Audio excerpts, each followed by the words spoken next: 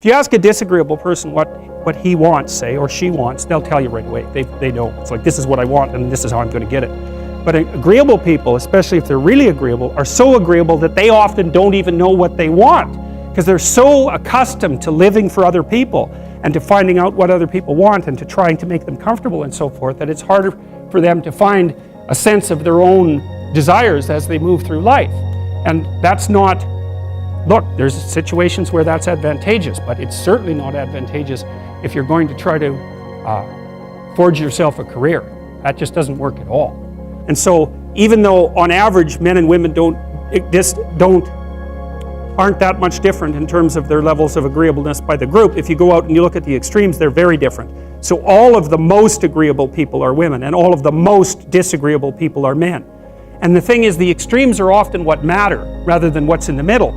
And so one of the ways that's reflected in society, by the way, is there's way more men in prison. And the best personality predictor of being imprisoned is to be low in agreeableness. It makes you callous. Now you might think, well, what's the opposite of compassion and politeness? And the answer to that is, I think it's best sort of conceptualized as a trading game. So let's say that we're going to play repeated trading games. And if you're very agreeable, then you're going to bargain harder on my behalf than you're going to bargain on your own behalf.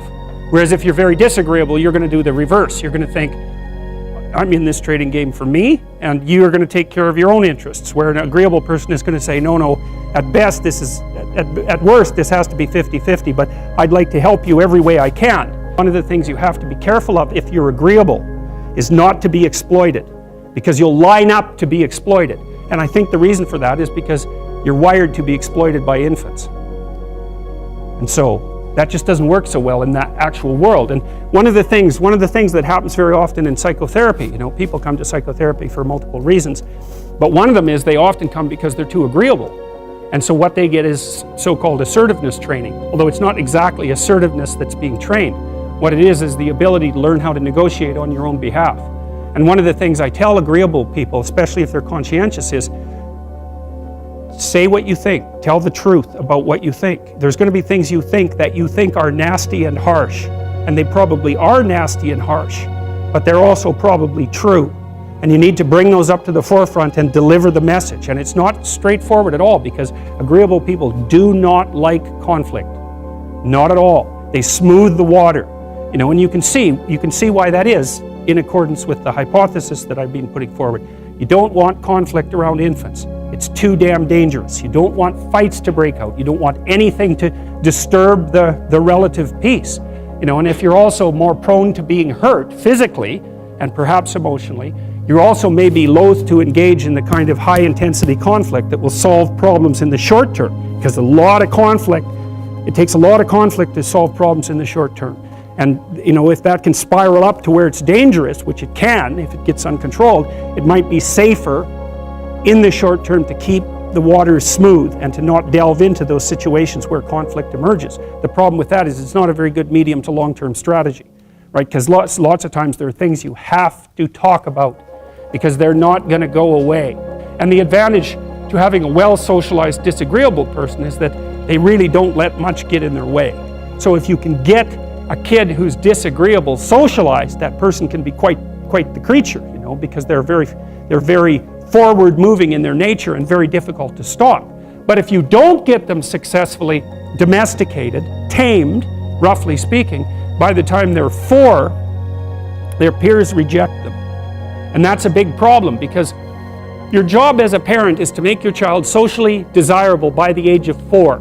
Like you want to burn that into your brain, because people don't know that. That's your job. And here's why. It's easy if you think about it carefully. So you imagine you've got a 3-year-old child, so sort of halfway through that initial period of socialization, and you take that child out in public. Okay, what do you want for the child? Who cares about you? What do you want for the child? You want the child to be able to interact with other children and adults so that the children are welcoming and smile and want to play with him or her, and so the adults are happy to see the child and treat him or her properly. And if your child's a horrible little monster because you're afraid of disciplining them or you don't know how to do that properly, then what they're going to do is they're going to experience nothing but rejection from other children and false smiles from other parents and adults. And so then you're throwing the child out there into a world where every single face that they see is either hostile or lying. And that's not something that's going to be particularly conducive to the mental health or the well-being of your child. If your child can learn a couple simple rules of behavior, like don't interrupt adults when they're talking too much and pay attention and try not to hit the other kids over the head with the truck any more than is absolutely necessary, and share and play properly, then when they meet other kids, the kids are going to try out a few little play routines on them, and that's going to go well, and then they're going to go off and socialize each other for the rest of their lives.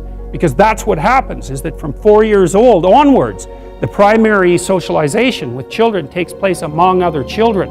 And so if the kids don't get in on that early, they don't move into that developmental spiral upwards and they're left behind.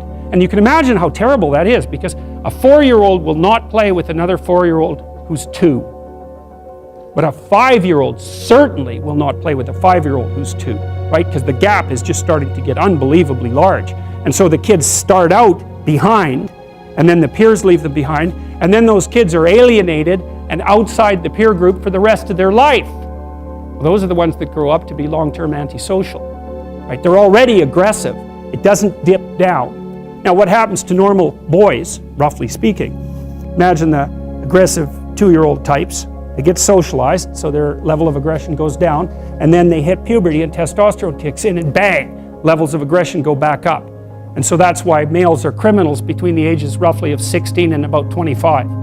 So, and it matches the creativity curve, by the way. It's so cool. If you look at the spike of creativity among men, 16 to 25, then it starts to go down. Criminality matches that absolutely perfectly. So that's quite cool. So, and the testosterone levels raise the average level of aggression among men. It's more dominance than aggression, actually, and testosterone is by no means all bad. And then it starts to decrease at about age 25 or 26, which is usually when men stop staying up late at night, stop drinking as much, develop a full-time career, and take on the burdens and responsibilities and opportunities that are associated with a long-term partner and family.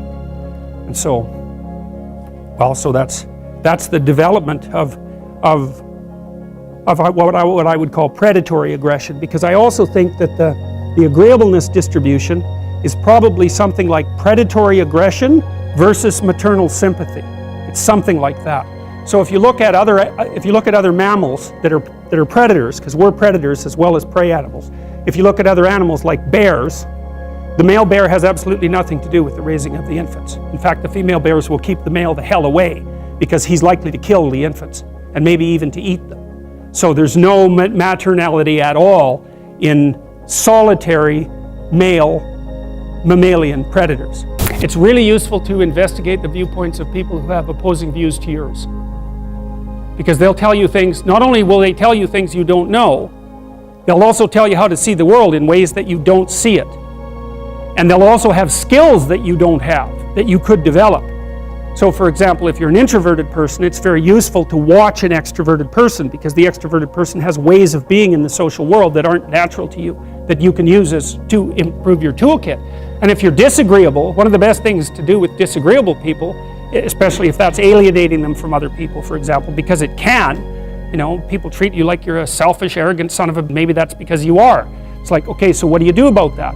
One of the most promising treatments, let's say, for that is get the person to do something for someone else once a day, just as a practice, and learn how to do it. Maybe you can wake the circuit up, if you think that it's lying dormant in you, which is probably right.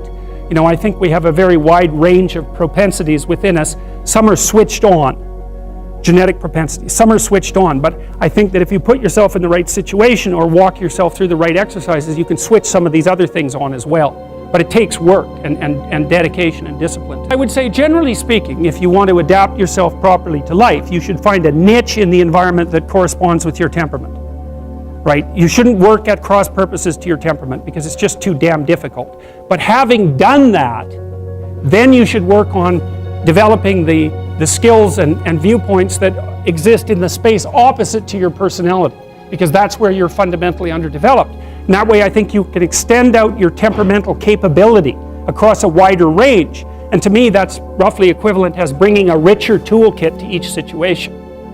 You know, so if you're hyper extroverted, you should probably learn to shut up at parties now and then and listen just to see what's going on, to see if you can manage it, you know. And if you're introverted, well, then you should learn how to speak in public and to learn how to go to parties without hiding in the corner and saying nothing to anyone. You know, and if you're agreeable, then you need to learn how to be disagreeable so people can't push you around.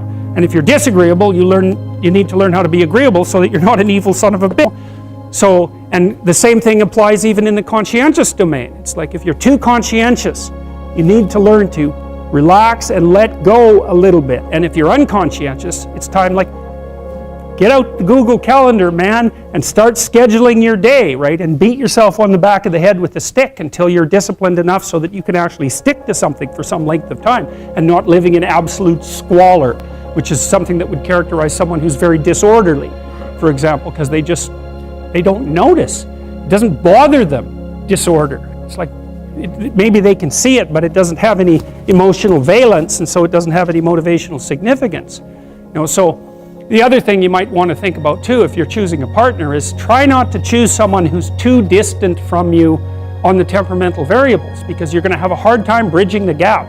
You know, it's hard for an introverted person and an extroverted person to coexist.